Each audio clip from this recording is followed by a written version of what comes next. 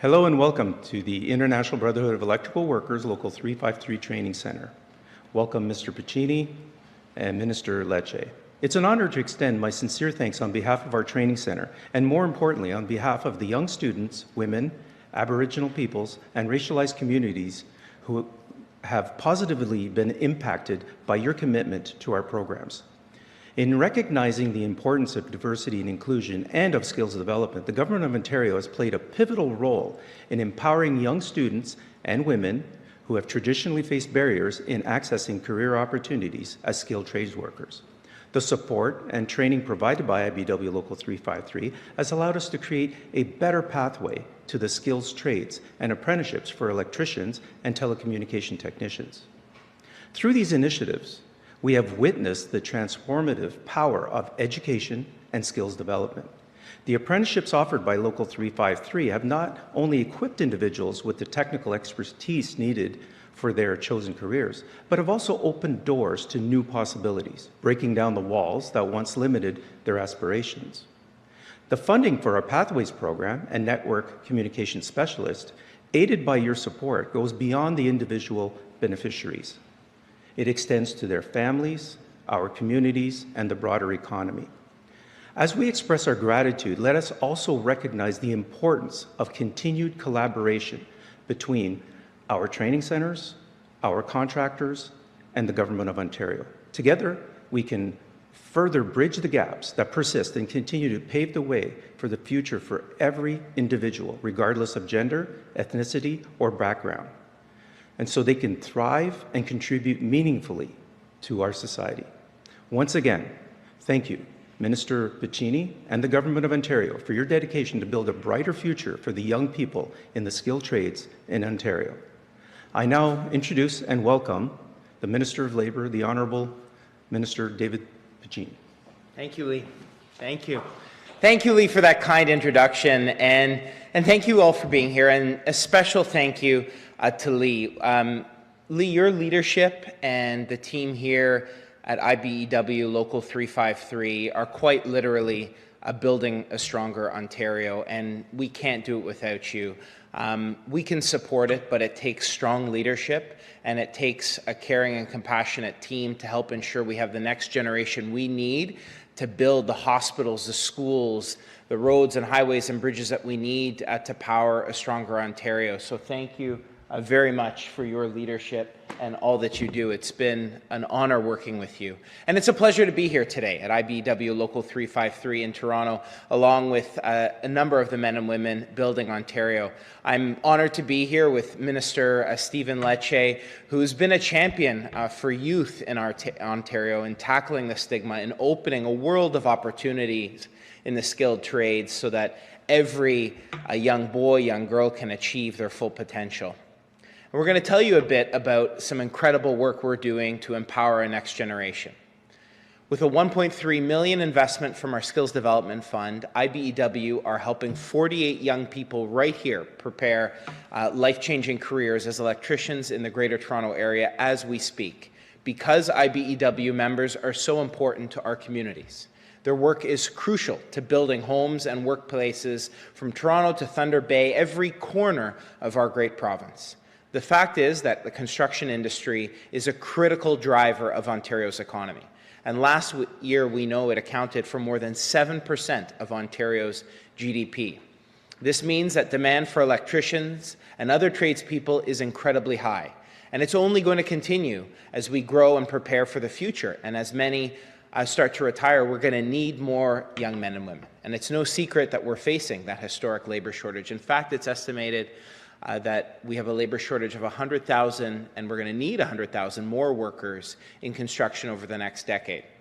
And this shortage risks holding us back if we don't capitalize on the opportunity to prepare and train a new generation.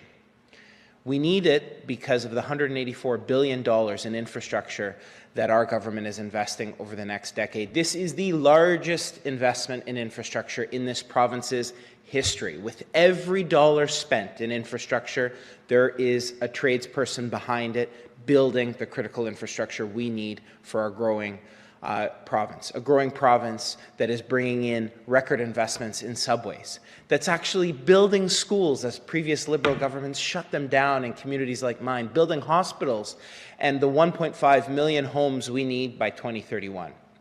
The labour shortage also contributes to the rising costs of living to our families and that they deal with as we buy groceries or try to do our Christmas shopping. At the same time, many young people are looking for good jobs that are well-paying with pensions and benefits, and they can have that all right here. Where you can buy a house and start a family. This is what people aspire to do in our province, and places like IBEW, local right here, help open up those world of opportunities. To help build a stronger Ontario that works for everyone, we need to help more people train in rewarding careers in the skilled trades. And that's why today I'm pleased to announce that our government is investing nearly $63 million in two of our province's foundational skilled trades programs to help more than 18,000 young people explore and prepare for lifelong careers in a growing industry. This is a historic 31% increase in funding, which includes a 21% investment in the Ontario Youth Apprenticeship Program, or OEAP. OEAP opens doors. As someone from rural Ontario, I can't tell you the number of young people it's transforming their life. And under the leadership of Minister Lecce, Premier Ford, and our government, a great team at our ministry, we've increased OEAP funding to record investments that we just never saw under previous governments. A specialized high school program that gives students who have completed grade 10 the chance to explore the trades through cooperative education courses, hands-on learning. These students get a chance to jumpstart their careers by accumulating hours towards an apprenticeship. And this year, we're also sending 72 OEAP recruiters to more than 800 secondary schools around Ontario to compete directly with colleges and universities. Because we need more students, parents, and guidance counselors to know that the only path to success in life isn't through university. In fact, there are so many exciting doors available to our next generation. In addition, I'm thrilled to announce our government is investing a record $42 million in roughly 100 pre-apprenticeship training programs across Ontario to help more young people get first-hand experience to working in the trades that can pay six figures, such as welding, electrical, and arboriculture. Pre-apprenticeship training is free for participants while costs for textbook, safety equipment, and tools are covered. We've got your back. Courses can last up to 52 weeks and will end in 8 to 12-week paid job placements with a local employer, because if you want to learn an in-demand career, we'll be there for you. Under the leadership of Premier Ford, our government is tackling our historic labour shortage head-on and giving a hand up to everyday people who are ready to earn more for their families. These investments build on more than $1.5 billion over the last 3 years. We've created a brand new agency, Skilled Trades Ontario. We've seen a historic increase in apprenticeship registration, a 24% increase last year. And the number of women registering for apprenticeships is up nearly 30%, and that number is up over 100% in the construction trades. We still have a long way to go to bridge the skilled trades gap, but we're on our way. And we can't do it alone. Working with fellow ministries like Ministry of Education under the leadership of Minister Lecce and incredible partners like the IBEW, we're getting there, and we're going to get the job done. Thank you for having me here today, and again, a warm thank you to the great team at IBEW, and it's my pleasure to turn things over to Minister Lecce. Stephen? Thank you so much. I appreciate that. First off, a message of gratitude to Lee and the team at IBEW. Thank you for welcoming us. I also want to thank Minister Piccini for his leadership. Under his watch and our Premier's commitment to increase skilled trades education, we've seen a 31% funding increase in skilled trades program, getting 72 the Ontario Youth Apprenticeship recruiters into 800 secondary schools across Ontario. We've launched 100 pre-apprenticeship training projects. This is going to help over 18,000 students get the hands-on skilled trades learning that leads them to a good job. Thank you so much, Minister Piccini, for your leadership. Looking back to 2018, we've seen a 15.4% increase in enrollment in the Ontario Youth Apprenticeship Program.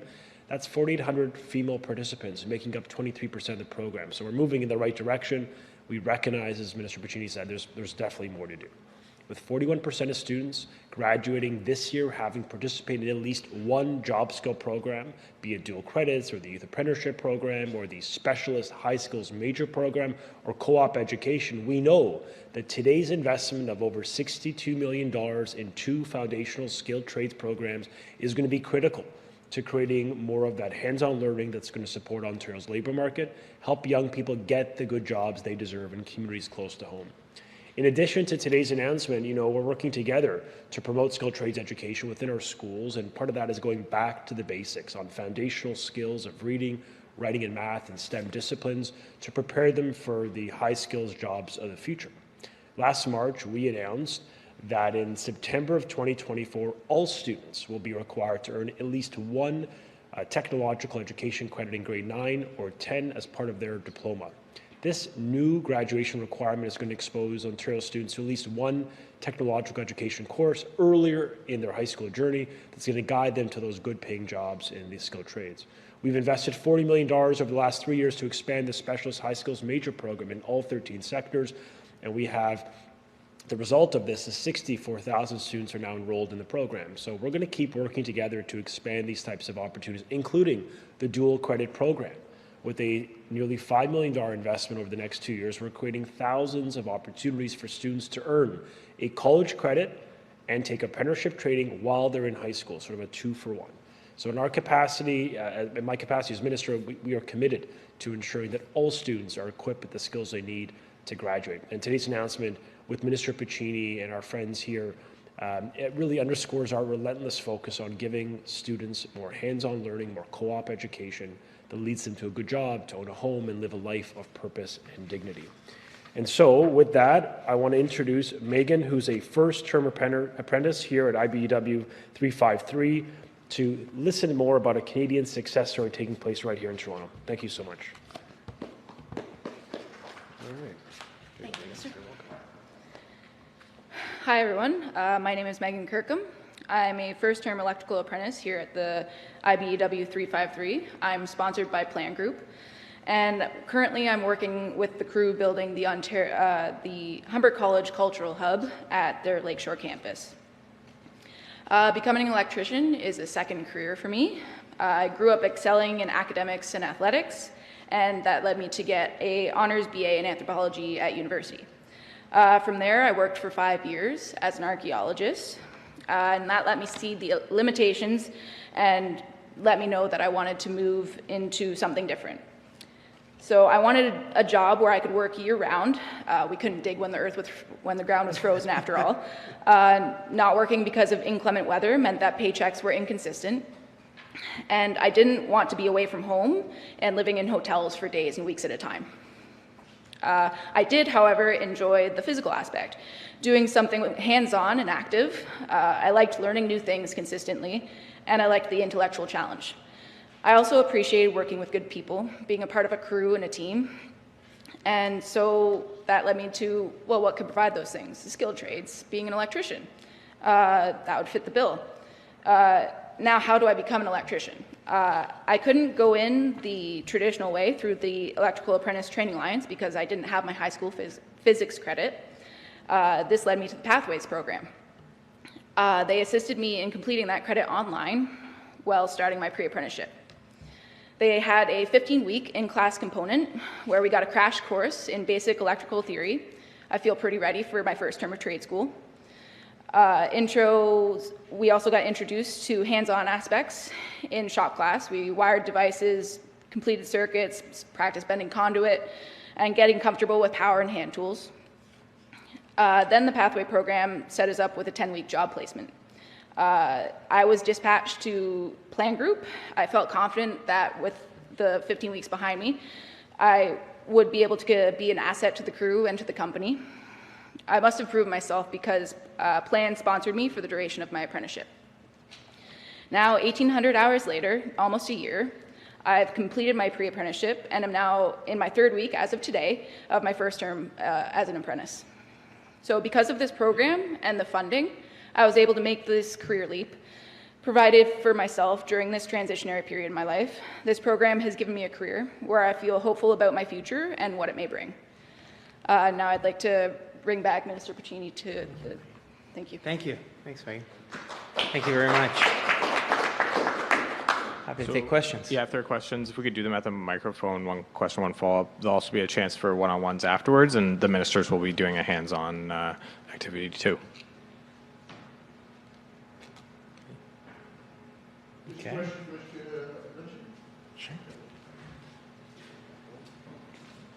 Morning, Mr.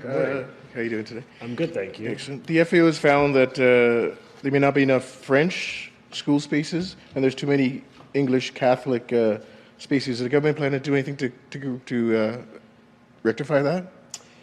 You know, the FAO report confirms that increasing funding in publicly funded schools that has not necessarily led to increasing EQAO outcomes. So while this government is increasing funding, $650 million more this year, 2,000 more frontline staff, educators we've hired, we also recognize part of this has to be accountability, which is why we passed Bill 98, the Better Schools and Student Outcomes Act. That bill creates binding accountability on school boards to go back to basics and emphasize academic achievement as their overarching priority. That's a good thing. The other element that's non-financial is the quality of the educator can make a life of a difference. So that's why we continue to believe in qualification being the singular priority that guides the hiring and promotion. With respect to the spaces and the capital challenges, I can just simply say we've launched the largest capital building commitment in Ontario history, $15 billion over the next decade. You know, we spoke about the fact that 600 schools were closed under the former Liberals, and just factually, that set a lot of communities back, particularly in rural communities, suburban communities. Our government is building. We're building 100 net new schools as we speak, 200 in the pipeline, and we announced a plan to supercharge construction so it doesn't take a decade to build a school in this province. So we're going to do all the above in order to deliver better quality services and learning for Ontario kids. Also, the FAO says funding has increased, but not quite as the rate of inflation. Should there be a standard? We've increased funding every single year, $650 million more this year compared to last year. Our per pupil, per student funding is up. It's right across the board. And the emphasis this year was investing in literacy and math supports. We've hired 2,000 additional frontline educators in Ontario schools as we speak, focus on numeracy and literacy improvement. We're really going back to basics, and we're really targeting our investments to the areas that matter most to the parents, to our employers, and that's reading, writing, and math and STEM disciplines. Getting these new schools built, I know you have the new program, but how long is it going to take to get the new schools built? Well, you know, it takes about between, on average, 4 to 7 years in Ontario. We want to cut that in half. So, you know, we have examples in this city, in Toronto, that have upwards of a decade. So just that's unacceptable. It costs a lot for the taxpayer, but it actually hurts the kids' learning. So we are determined, working across the ministries, to expedite delivery, cut that process in half, reduce the red tape, require school boards to work together, and likewise work with community, work with municipalities, to leverage better educational outcomes. It could be like with a YMCA or a sports facility being built with schools. There's some examples in Ontario, but there's 40 of 5,000 schools. So we're trying to encourage more of that. And I think that's really important. Please. Yeah, I would also just add two things. One, we continue to call on the federal government to increase the number of spots in the Ontario Immigrant Nominee Program, to your point about French speaking educators. We process in 90 days. Feds take sometimes 3 to 4 years. So we can get French educators over and in and teaching much faster. And so we're pleased to work with them and expand that number. And I'm pleased to say, you know, our efforts have already yielded early results with a focus on French educators. Second piece, when you spend decades in which you're not investing in union training halls, you know, in a public partnership with the government, and not teaching kids the opportunity in the trades, and are telling them that the only opportunity is university, don't be surprised on why it takes 10 years to build a school. That's all changing under Minister Lecce, under Premier Ford. We're making historic investments, partnering with training halls like IBEW, the local right here, and opening a world of opportunities to youth in K-12 education system, and specifically in high schools with a mandatory credit now, and with a pre-apprenticeship and OEAP programming. Now we're getting kids interested in the trade, and it's not just an interest, it's a generation of workers who are going to build the schools we so desperately need. Follow-up question. How long is it going to take the students to get into that workflow? Well, it varies, but I think, you know, you heard that not only can you get into it quickly through youth apprenticeship program where you're you know, contributing hours that will count, but we're also supporting opportunities to pivot in one's career. I mean, the realities are, I've already had a number of jobs, you know, in my career, and I think a lot of young people don't have the sort of one job forever that we see, and I think you heard the story of an archaeologist that is still now working with their hands, still doing hands-on work that they love, but now as an electrician, and we're helping Ontarians make that. I hesitate to use the word pivot. We've used it too much, but I think we're helping Ontarians do that, and we're opening the doors and recognizing that when you have a job in the trades, you've got a career for life. Any others? I think we're good. Thank you. Thanks. Thanks, everyone.